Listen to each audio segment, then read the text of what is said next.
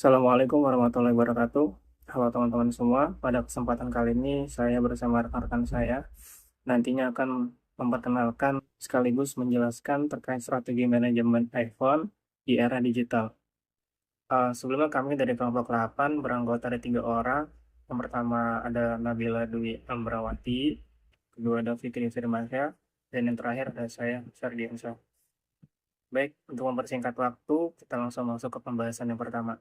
Baik teman-teman, sebelum kita masuk lebih jauh ke pembahasan tentang produk iPhone, kita perlu memahami terlebih dahulu terkait latar belakang dari perusahaannya, yaitu Apple. Di sini saya akan menjelaskan tentang visi dan juga misi dari Apple yang menjadi dasar dalam setiap inovasi dan juga keputusan bisnis mereka. Visi dari Apple sendiri adalah menghadirkan produk inovatif yang mengubah cara manusia berinteraksi dengan teknologi. Artinya, Apple ingin menciptakan produk-produk yang enggak hanya canggih, tapi juga benar-benar mengubah kebiasaan kita dalam menggunakan teknologi sehari-hari. Nah, kalau misinya, Apple berfokus untuk menciptakan perangkat berkualitas tinggi dengan desain sederhana dan memberikan pengalaman pengguna yang terbaik.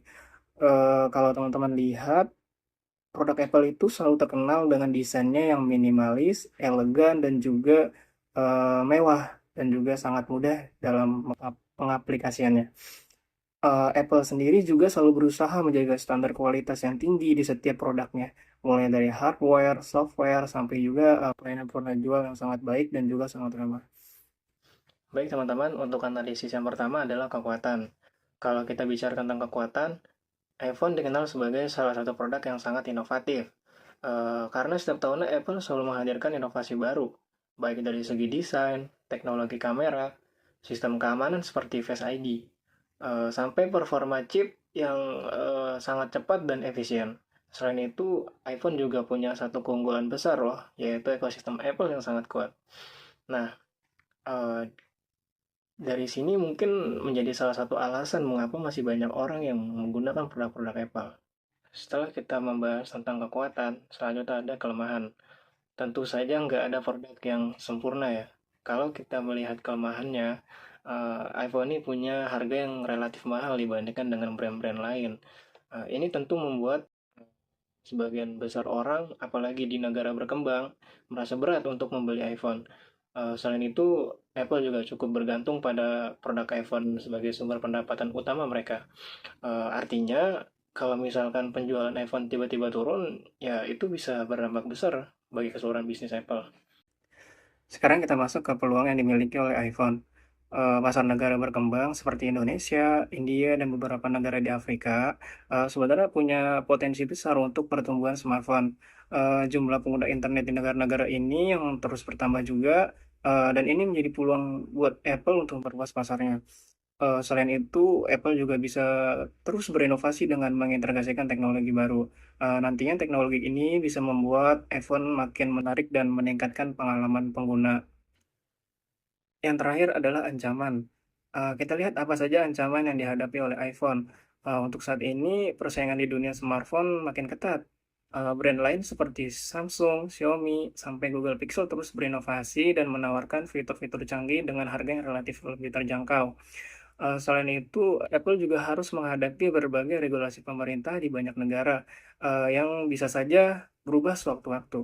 Misalnya soal pajak digital, aturan si privasi data, dan lain-lain, yang semuanya bisa mempengaruhi strategi bisnis mereka ke depannya. Oke teman-teman, itu tadi penjelasan tentang analisis SWOT iPhone. Kita bisa lihat bahwa meskipun iPhone punya banyak kekuatan, mereka juga punya tantangan besar yang harus dihadapi di masa depan. Semoga penjelasan ini bisa memberikan gambaran baru buat kita semua tentang bagaimana perusahaan besar seperti Apple harus terus beradaptasi di pasar yang dinamis ini. Cukup sekian presentasi yang dapat saya sampaikan. Nantinya akan dilanjut oleh rekan-rekan saya. Kurang lebih saya mohon maaf. Wabillahi taufiq wal hidayah. Wassalamualaikum warahmatullahi wabarakatuh. Assalamualaikum warahmatullahi wabarakatuh. Perkenalkan, nama saya Nabila Dwi Ambarwati. Di sini saya akan menjelaskan submateri yang kelima dan keenam.